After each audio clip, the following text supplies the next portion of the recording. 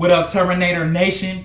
We are back, keeping it going for week 6 of the 1L rematch for the fall 2019 semester. Last week in week 5, I talked about the importance of academic self-awareness.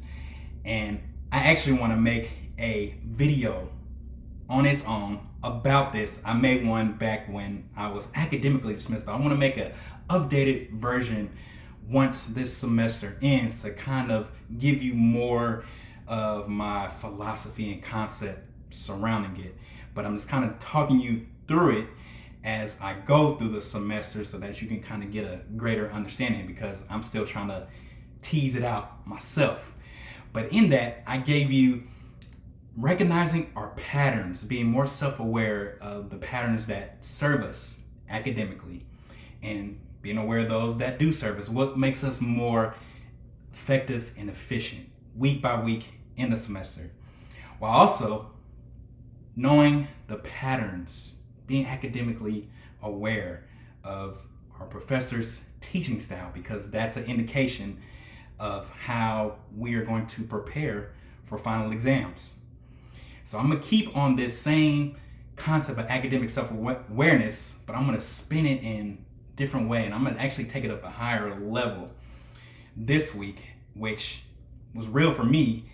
This week in week 6, it was taking this academic self-awareness and realizing, being aware of how much time I have left. Yes, it's week 6, but really there's 10 more weeks left until the semester is over and I take final exams week 17.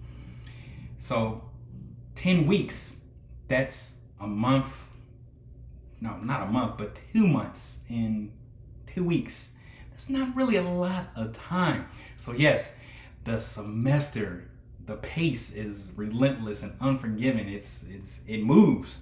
So we have to have this speed, this mental speed with the semester. If we don't, we get crushed under it. And hey, back in fall 2016, spring 2017, when I originally was a 1L, I didn't keep up with the pace, and I got to the end and got destroyed.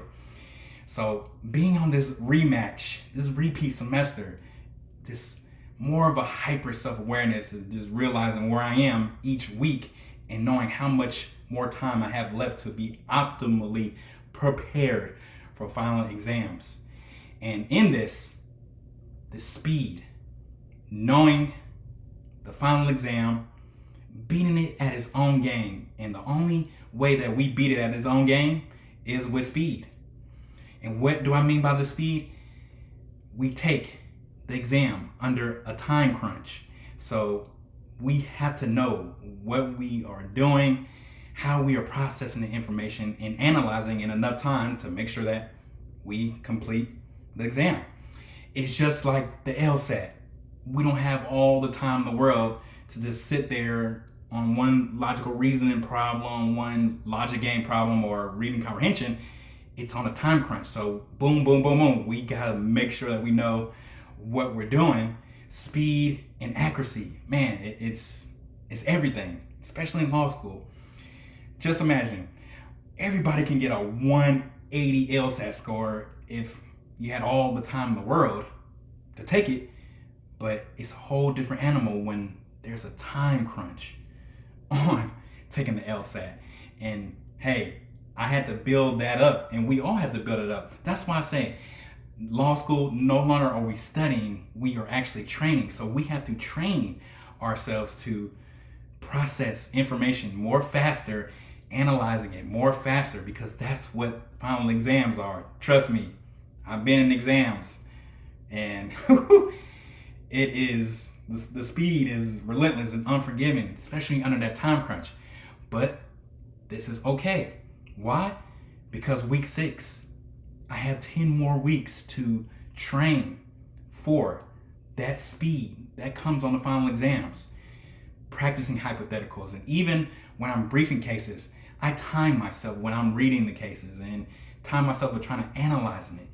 Always putting myself under a time crunch. Now in week 6, all the way up until week 17. Not waiting until week 14, week 15, 2 weeks out to try to train to under this time crunch, it's not going to happen. You see, our brains love familiarity.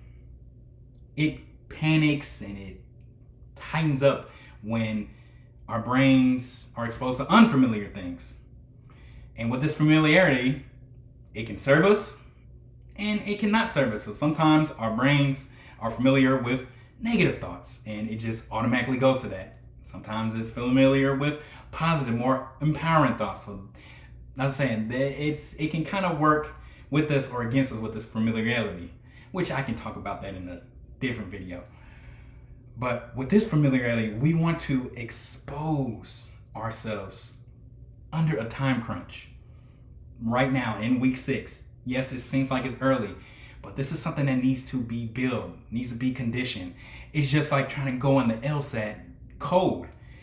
If you haven't built yourself up to taking practice tests, building that conditioning of speed, you're going to get destroyed.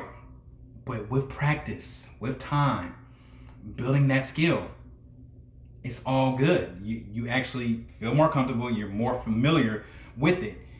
So this is why I want to address this way early. I'm aware of this way earlier so that when I go to final exams, I'm familiar with the time crunch because I'm putting myself under the time crunch, under the time pressure. Law school is not going to do this for us. Nobody's going to hold our hand and tell us to do this. We have to do this for ourselves. We have to be the high level performing students, the self-regulating students. So I'm taking the initiative to time crunch, put myself under time pressure in everything that I'm doing because it is so crucial.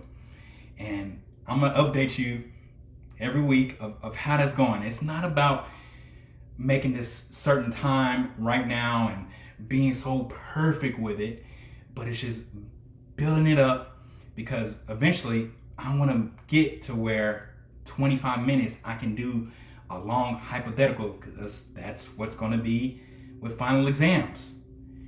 So we have to build ourselves up to this time crunch, to this time pressure. It's crucial. Week 6 is that time. Can't wait. Let's train for it right here, right now. Let's make it happen. Love you guys. I'm stopping right here. Week 7 next week. Stay tuned, baby. Keep it going. You're a champion. Let's go.